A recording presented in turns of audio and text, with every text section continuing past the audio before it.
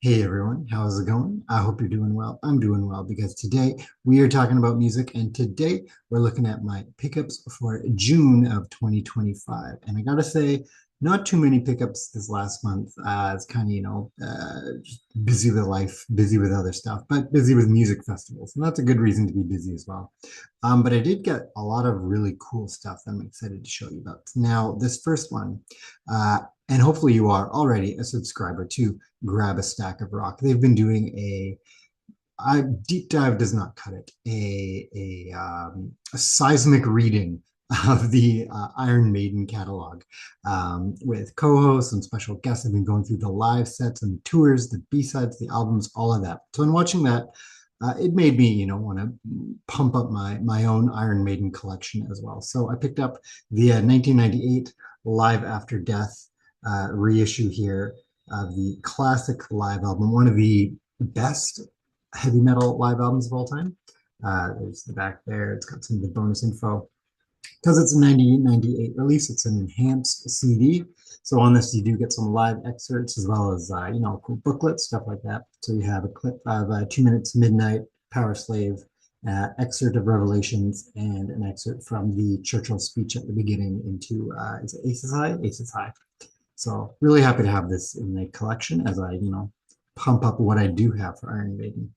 Next, I was kind of thinking there's a lot of classic albums that I should have on CD, and some in some sort of nice package, either whether it's something that does have bonus material on it, something like that, or just one of the various kind of anniversary editions. I found this one for a pretty good price, and that's why I picked up the heavy metal classic Ace of Spades by none other than Motorhead. We'll put it here so it doesn't clip out quite as much. This is a 40th anniversary release. So on it, you got a cool little essay on, you've got pictures, you've got, stuff about the band there, all kinds of cool info on the recording of the album, how it came about, why the production sounds the way it does. You've got a remaster. Maybe doesn't sound quite as good as the original. I wouldn't say it ruins the listening experience, but some people have pointed out that the original sounds better, which is fine. I've heard this many times over in various formats over the years. And then disc two is live at Whitla Hall in Belfast, 23rd December 81. So it's 17 tracks. It's a really nice quality recording showing off with the band. I paused because it's like, well, how nice can Motorhead sound? But you get what I mean. The energy is there. We can hear the energy of the band.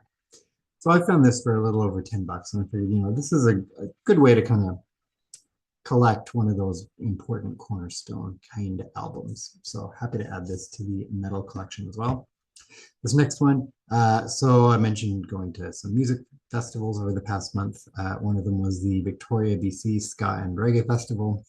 But this is not a ska and reggae band. One really cool thing that the festival does is feature artists from all kinds of genres that might not get a chance to play on the same bill as a lot of these other kinds of musicians.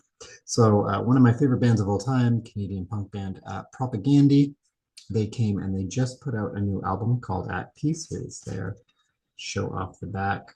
And I've given it a few listens. It's very interesting. So melodic hardcore is how I would describe the kind of subgenre of punk they play. Certainly they have like a thrash influence. Really, really clever lyrics. I think some of their best writing is on here. Are they mellowing out in years? Still melodic hardcore. They still have a thrash influence, but this does feel kind of slow.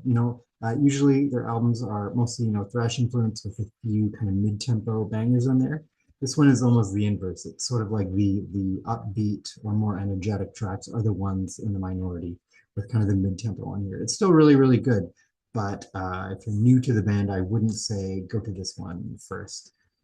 I would say check out Victory Lap, or my personal favorite, Today's Empire, Tomorrow's Ashes, as some of the most emblematic of what the band has. So those were the three CDs I picked up over June. The next is some vinyl. This one I picked up just recently, right close to my work. There's one of those kind of cargo containers turned retail outlet spots. So one of them is called Way Cool Goods. They have vinyl as well as other kinds of cool stuff. I picked this for a great deal. This is Quattro by Suzi Quatro. This is a US printing, so it does have, from what I understand, the track listing kind of varies pressing to pressing. But there it is there. I believe I heard a little more about Suzi Quatro's kind of importance to rock music, a name I've heard for a while on a recent episode of Sea of Tranquility, just saying, without kind of this, one of the first women in hard rock and roll, you don't get the Runaways to Joan Jett to, I think you could argue, things like Bikini Kill and things like that. And obviously, that's not to say that there weren't women in rock before that. You obviously have Janis Joplin, which, again, from what I understand, the record companies really were pushing her to fill that void that Janis Joplin's death left, even though musically that wasn't really the direction she wanted to go in. So there's a really cool history there, especially when kind of looking at the gendered aspects of hard rock and rock and roll music. So I really wanted to pick this up. And it's a lot of fun. I've spun it a few times and I'm into it. I dig it. Next up were two albums I found thrifting. So they were $2 each and okay condition. One of them plays totally fine, a little noisy, but totally fine. One of them plays incredibly clean, except an irreparable scratch on the, not title track, the opening track. Otherwise, it sounds crystal clear. So it's fascinating. So the first one we'll talk about is Images at Twilight by Saga. This is their second album, coming out after their self-titled debut. This is very kind of feels like a transition album. They're going into that more AOR melodic rock vein, which obviously they would delve more into later. I don't think it's incredibly as well done on here. It's a fun album. I do enjoy it. I do like it a lot, but I do think they kind of it's that transition, they've got both feet somewhere else and they're not sort of planted elsewhere yet. So it's a fun album, but again, not one of those ones I would recommend if you're first checking out the Saga catalog.